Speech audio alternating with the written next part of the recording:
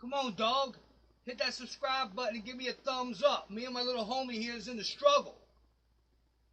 So, you want to know what happens after you get arrested in New York City? That's a great question, and you came to the right place to get the answer. Stay tuned, and I'm going to give you the complete rundown. So, the big question is, what happens after you're arrested in New York City? Well, you will be transported to the local precinct. The precinct that you're transported to will coincide directly with the neighborhood that you are arrested in. What happens once you get to the precinct? You will be removed from the squad car and taken into the precinct and put in a holding cell. This is where they will book you. The booking process consists of having your picture taken, being fingerprinted, and being asked any number of questions by the booking officer that is also a police officer. And what questions will he ask you? He will ask you where you work, where you live. They want to know what you're all about. At that point, after that process is commenced, in short order, two things will happen. You will be informed that you're being given a desk appearance ticket, also known as a DAT, or you'll be informed that you're going to be processed into the system. What does it mean to be processed into the system, and what does it mean to be given a desk appearance ticket? If you're given a desk appearance ticket, you're allowed to leave from the precinct and go home or wherever you choose to go. If you're processed into the system, that means that you're going to be taken to whatever borough you're arrested in also has a central booking. New York City consists of 5 counties, 5 different jurisdictions. That is the uniformed court system of New York City. For example, if you're arrested in the East Village of New York, you will be taken to primarily the 9th precinct, but potentially the 7th precinct. And since those 2 neighborhoods are located in Manhattan, you'll be taken to Manhattan Central Booking, which is downtown on the outskirts of Chinatown. Now, what happens after you get informed that you're going to be processed into the system? Well, after the booking process is completed at the precinct, you will be placed back in the handcuffs, back in the squad car, and you will be transported by the police officers, usually that arrest you, but maybe that's not 100%. It could be any officer that is available for transportation. Again, it will usually be the officers that arrest you. Now, what happens? Well, as you're being transported, it will depend on what precinct you're arrested in, what neighborhood you're arrested in, and what precinct you're processed through. So if you're arrested uptown, say 200 Indictment Street, your transportation time is going to be much longer than if you was arrested, say, downtown in Chinatown, where the 1st or the 2nd precinct would have jurisdiction of that. So it may take you anywhere from 15 minutes to an hour and 15 minutes to be transported to central booking from the precinct. What happens when you get to central booking? Obviously, you will be transported from the police car to central booking, and that will require you going through a whole bunch of gates and locked doors and so on. Once you get into central booking, your handcuffs will be removed, and if you are being charged with a felony, you will be strip searched. If you're being charged with a misdemeanor, you will be what they call pat frisk.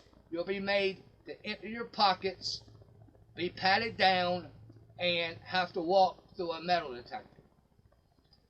What happens after that? You will be placed into what they refer to as the bullpens. Now, it just depends how crowded it is, how many people got arrested approximately the same time you are arrested. Now, as a matter of law in New York City, they have 24 hours to get you to the courtroom, i.e. from the time you are arrested until the time you are standing in front of a judge being arraigned. They have approximately 24 hours. The only time they're routinely allowed to exceed 24 hours if you have some kind of an exorbitant case that may take a little bit more investigative time to find out what's going on with you. But as a 90% plus rule, you will see a judge within 24 hours from your time of arrest. So, again, what happens when you are placed into the central booking? Okay, you will enter into a bullpen, and you will stay in that bullpen an hour or 4, and then you will be moved to another bullpen, and you will stay in that bullpen an hour or 4. At some point, they will come and pass out some kind of breakfast or lunch, and it's going to be a sandwich and a cup of juice, or maybe for breakfast a little box of cereal and a carton of milk. And after that, you will be moved to another cell. And when you go from cell to cell, you're moving along in the process. They're not just moving you around from cell to cell. New people come in, so that initial cell needs to be emptied out so those people can put in. And it's a way of keeping people in an orderly, fashion as they move through the system. Well, downstairs in central booking, you'll go through 3 to 4 cells, and this might take 10 to 15 hours, and your name will be called by correctional staff or police officers, depending on who's working that area that day. It changes slightly from day to day.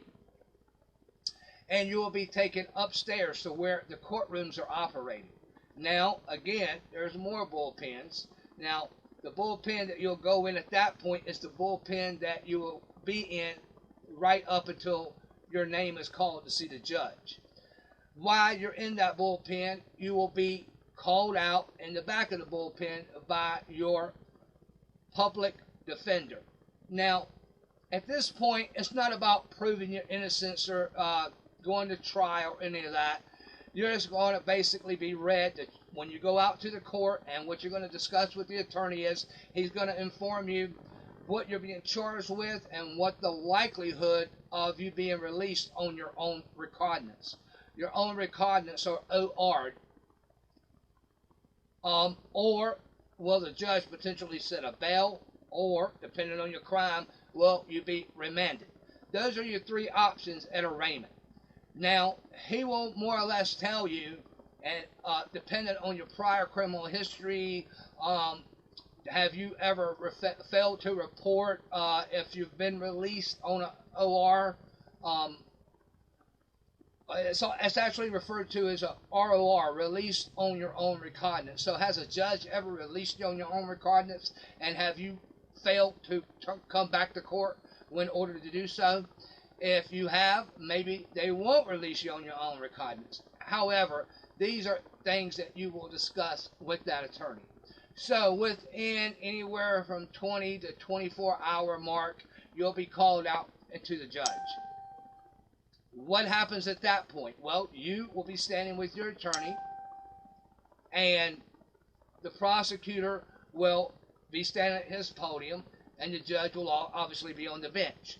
And the prosecutor will say, I have no problem with releasing this guy on his own recognizance, or I'm requesting a bail, or he will request that you be held on remand, where there is no bail involved.